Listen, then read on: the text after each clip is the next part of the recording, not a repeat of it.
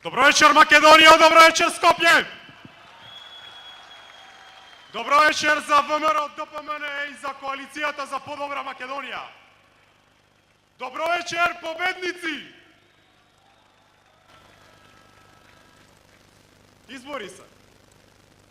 Избори се, а вие добро знаете што значи тоа. Низ годиниве видовте се и се што.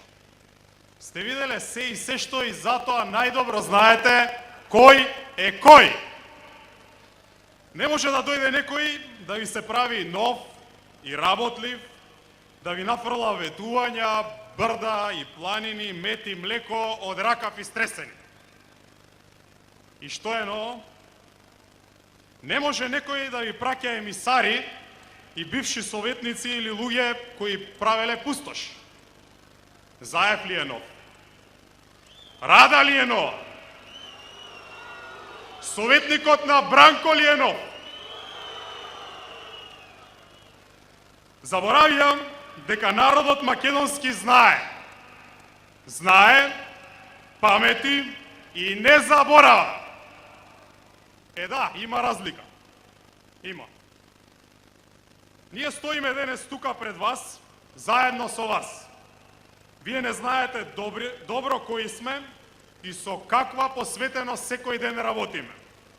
Знаете во изминативе години каде се отидовме, се со цел да донесеме работа, да отвориме фабрики, да изградиме, да подобриме, да воведеме нови идеи, нови проекти и нови дела за Македонија. Ние знаеме како да влечеме напред, и затоа со честно и отворено срце ви кажуваме. Ке продолжиме со уште поголема посветеност за нови работни места во Македонија. За тоа ќе работиме. А ќе работиме и за друго.